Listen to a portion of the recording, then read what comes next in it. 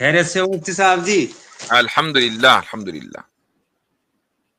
مفتی صاحب جی میرا دو چھوٹے سے سوال ہے بس. ویسے ایک تو یہ ہے جیسا مثال کے طور پہ آپ بالکل ہٹ ہی نہیں رہے خواب تھا. اگر میں آپ سے خواب میں کچھ سوال پرشن اتر کرتا ہوں اور آپ اس کا اتر خواب میں دیتے ہیں تو میں اسے صحیح مان لوں, جبکہ نہیں جب میں بالکل نہیں. ملاپ کر ہاں بولو بولو. امام صاحب سے پوچھوں نا تو ان کا اتر آپ کا جو خواب میں بتایا اتر ہے وہ بالکل صحیح نکلے. اوکے. میرے اگر میں آپ کے خواب میں آ رہا ہوں اور آپ جی کو جواب دے رہا ہوں تو میرے جواب کو بالکل صحیح نہ مانے, میری اسٹریم میں آ کر مجھ سے پوچھ لیں کہ بھائی یہ جواب ملا تھا صحیح ہے کہ نہیں. ٹھیک ہے جی, ٹھیک ہے, ضرور پوچھیں گے.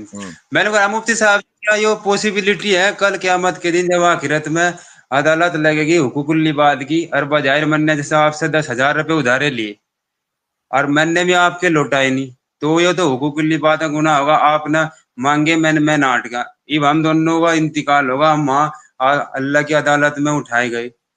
تو جیسا میرا اعمال نامہ کھل لگا تو میں انہیں 10,000 کی وجہ تھا گرفتار ہوگا. مطلب تم نے مفتی یاسر ندیم کے 10,000 کیوں نہیں گئے تھے حقوق العباد میں پکڑا گیا.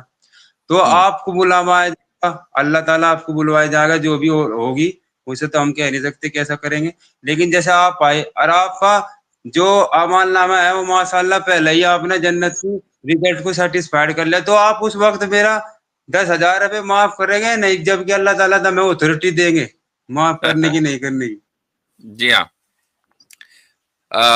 جو بندے نیک ہوتے ہیں اور مان لو حقوق العباد میں کہیں کمی ہو گئی اور انہوں نے کوشش کی کہ حقوق العباد کو دنیا میں پورا کر دیں, لیکن وہ پورا نہیں کر سکے. مثلا 10,000 لے لیے تھے, بہت کوشش کی, نہیں ادا ہو پائے. یعنی یہ شرط ہے, ایک تو یہ کہ لے کے غائب ہو گئے, اور ایک یہ کہ واقعی وہ کوشش کر رہے تھے لیکن پیسے ہی نہیں تھے کہ وہ قرضہ ادا کر سکیں. یہاں تک کہ موت کا وقت آ گیا اور وہ چلے گئے. رشتہ داروں کے لیے بھی انہوں نے کچھ ایسی رقم نہیں چھوڑی کہ وہ قرض خواہوں کو واپس کر سکیں.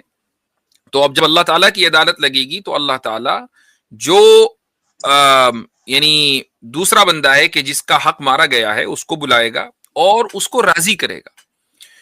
جو کچھ ہے اس کے پاس, یعنی جتنی جنت اس کے پاس ہے اس سے زیادہ اس کو دے گا, اور اس کے سامنے یہ آپشن رکھے گا کہ بھئی آپ اس کو معاف کر دیں, اور وہ بندہ معاف کرے گا. چونکہ کون آدمی یہ چاہے گا کہ جتنا مجھے ملا ہے اس سے زیادہ نہ ملے؟ ہر آدمی چاہے گا کہ جتنا مل گیا مجھے اس سے زیادہ چاہیے, یہ انسان کی فطرت ہے. تو پھر ایسے لوگوں کو بھی جنت میں جانے کا موقع ملے گا. لیکن وہ لوگ کہ جنہوں نے قرضہ اس نیت سے لیا کہ واپس ادا ہی نہیں کرنا ہے اور نہ کوئی کوشش کی, تو پھر ایسے لوگوں کے ساتھ یہ معاملہ نہیں ہوگا. ان کو حقوق العباد یا تو دنیا میں ادا کرنے یا آخرت میں ادا کرنے, اور وہ اس طریقے سے کہ ان کے جو وہاں کرنسی تو ہے نہیں, وہاں کی کرنسی تو اعمال ہے. اس کا طریقہ یہ ہوگا کہ ایسے لوگوں نے زندگی میں اگر کوئی اچھا عمل کیا ہوگا تو وہ اچھا عمل بھی اٹھا کے اس بندے کو دے دیا جائے گا دوسرے کو.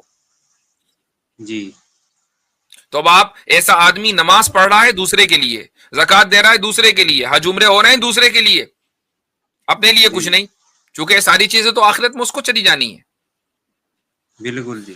اور حقوق العباد کا تعلق یہ بھی یاد رکھیں کہ صرف پیسے سے نہیں ہے. ہم یہی سمجھتے ہیں کہ قرضہ لے لیا قرضہ ادا نہیں کیا. بڑی تعداد ایسی ہوتی ہے قرضہ لیتی ہے, سوچتی ہے کہ چلو ٹھیک ہے میں کوشش کرتا ہوں کہ قرضہ واپس, لیکن حقوق العباد میں کسی کی برائی کرنا, غیبت کرنا, اس کے اوپر الزام لگانا, بہتان لگانا, اس کو گالی دینا, یہ ساری چیزیں حقوق العباد میں آتی ہیں بھائی. حقوق العباد کا وائلیشن ہے. اور کتنی ہی بڑی تعداد میں لوگ ایک دوسرے کی غیبتیں کرتے ہیں, برائیاں کرتے ہیں ایک دوسرے کے اوپر. اب آج کل تو غیبت کرنا اور الزام لگانا سوشل میڈیا کے اوپر بہت آسان ہے. آپ کسی کی بھی ویڈیو اور کسی کے بھی اسٹیٹس کے نیچے جا کر آپ اس پہ جائے جو لکھ دیں, یہ حقوق العباد کا وائلیشن ہے. تو وقتی طور پر یہ جو اس کے پیچھے پوری سائنٹیفک ریسرچز ہیں کہ جب ہم سوشل میڈیا کے اوپر ہوتے ہیں تو اپنی ایگو کو سیٹسفائی کرنے کے لیے, اپنی انا کو تسکین پہنچانے کے لیے, جب ہم کچھ لکھتے ہیں, کسی کو برا بھلا کہتے ہیں وغیرہ وغیرہ, کسی کے خلاف الزام لگاتے ہیں, کسی کے اوپر کسی کے بارے میں لکھتے ہیں کہ اس پر لعنت ہو, تو ہم نے اپنا فرسٹریشن اتارا. اور ایک خاص ہارمون ہوتا ہے کہ جو ہمارے دماغ سے ریلیز ہوتا ہے, उसको, उस हार्मोन को कहा जाता है, उसका नाम है, एक उसको एक निकनेम उसका है फील गुड हार्मोन, और एक और है उसको बोलते हैं एस है उसमें, खैर मेरे जहन से ना उसका नाम निकल गया है। तो वो हार्मोन रिलीज होता है, वो हार्मोन रिलीज हुआ और आपको थोड़ा सा इत्मीनान हुआ थोड़ी देर के लिए, और उसके बाद फिर जब वो हार्मोन वापस नॉर्मल तादाद में आ गया, नॉर्मल हो गया, तो आप भी आगे निकल गए जिंदगी में। तो मुझे बताएं कि उस 5 मिनट की लज्जत के लिए एक आदमी ने अपनी पूरी जिंदगी का गुनाह मोल ले लिया। कोर्टिसोल, उस हार्मोन का नाम है कोर्टिसोल।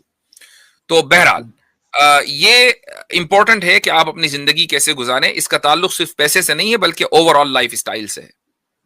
ये मुफ्ती साहब जो आपने हार्मोन्स का नाम लिया, इसे तो इस हार्मोन्स की मतलब इसे करने के लिए, हटाने के लिए तो ईमान की ताकत होनी चाहिए ना, जब ये तो हट सके। हो ईमान की ताकत होनी चाहिए, गीबत चुगली नहीं करनी, ईमान ही तो रोकेगा इनसे।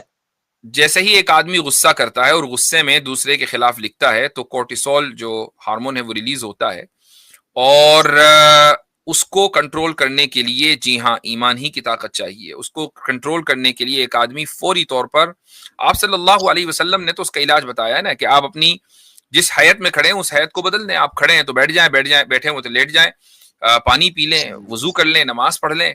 तो जैसे ही आपका जहन हटेगा तो उस कोर्टिसोल की रिलीज में कमी आएगी। जी बिल्कुल। चलें, ठीक है नईम भाई, त्यागी साहब, अब आप कर्जा जरूर लीजिएगा, लेकिन ख्वाब में ही लीजिएगा हजरत से।